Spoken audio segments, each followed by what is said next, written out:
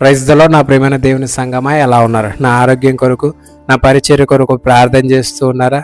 ఈ సమయంలో దేవుడు నీకు నియమించిన సరిహద్దును దాటి దేవుడు చేయొద్దన్న పనిని చేస్తున్నావు. దేవుడు వెళ్ళొద్దన్న చోటికి వెళ్తూ ఉన్నావు. దేవుడు తాగొద్దన్న దానిని తాగుతూ ఉన్నావు. దేవుడు తినొద్దు అన్న దానిని తింటున్నావు.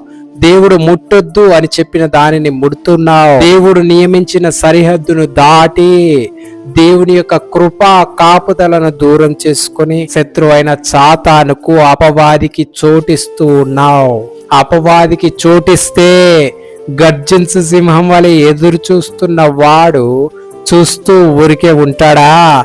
నీ జీవితాన్ని, నీ బ్రతుకును, నీ కుటుంబాన్ని నాశనం చేస్తాడు. ఇప్పటికైనా ఆగి ఆలోచించి నీ యొక్క జీవితాన్ని, నీ బ్రతుకును, నీ హృదయాన్ని మార్చుకుని దేవుడు నీకు నియమించిన సరిహద్దులో నివసించి దేవుని నామ మహిమార్థమై జీవించు. ఆ విధంగా జీవిస్తే శత్రువైన సాతానుగాడు నీ జీవితాన్ని ఏమాత్రము ముట్టడానికి, తాకడానికి, నాశనం చేయడానికి అవకాశం ఉండదు. ఆ విధంగా దేవుడు నీకు నియమించిన సరిహద్దులో నీవు నివసిస్తూ దేవుని నామ మహిమార్థమై జీవించాలని మనస్ఫూర్తిగా కోరుకుంటూ ఉన్నాను. ఆ విధంగా దేవుడు నిన్ను నడిపించును గాక. ఆమేన్. Praise the lord.